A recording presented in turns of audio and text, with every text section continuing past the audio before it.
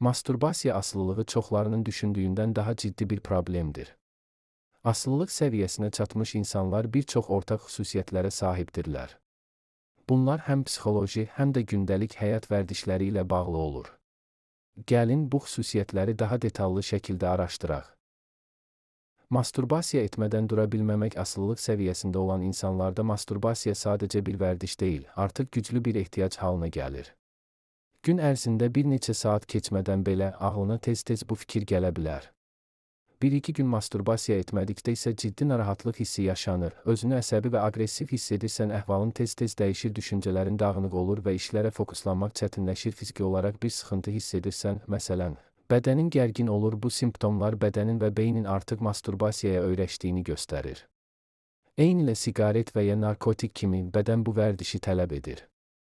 Masturbasiya üçün vaxt ayırmaq və digər işləri təxirə salmaq sağlam bir insanın masturbasiya etdiyi halda belə bu onun gündəlik həyatına təsir etməməlidir. Lakin asılı insanlar üçün vəziyyət fərqlidir.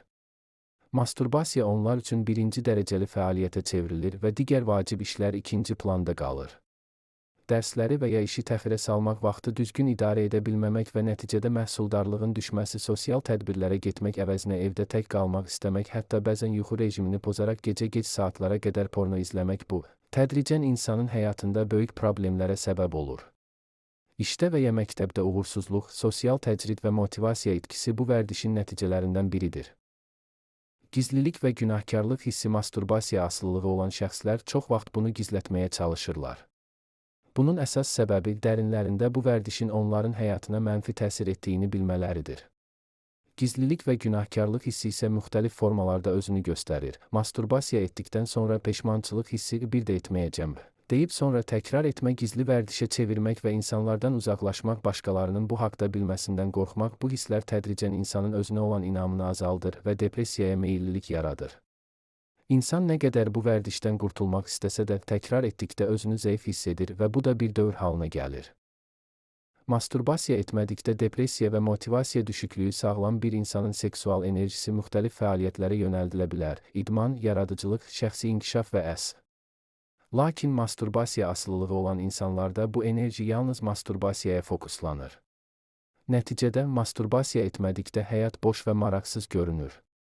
Heç bir şeydən həzz almamaq, gündəlik işlərə qarşı həvəssizlik, yorğunluq və daim yuxulu olmaq, həyata qarşı ümumi bir laqeydlik hissi, beyin daima dopamin axtarışında olduğu üçün masturbasiya etmədikdə motivasiya düşür və hətta bəzi hallarda insan depressiv vəziyyətə düşə bilər.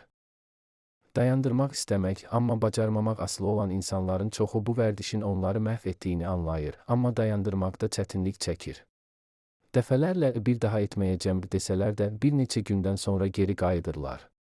Bu isə bir neçə səbəbdən qaynaqlanır. Bədənin və beynin bu vərdişə öyrəşməsi, həqiqi çıxış yollarının axtarılmaması, stres və emosional problemlər qarşısında masturbasiyadan rahatlama metodu kimi istifadə etmək, bir müddət dayandıqdan sonra bir dəfədən heç nə olmaz düşüncəsi ilə geri qayıtmaq, bu dövr davam etdikcə insan öz üzərində nəzarət hissini itirir və bu vərdiş onun həyatının bir hissəsinə çevrilir.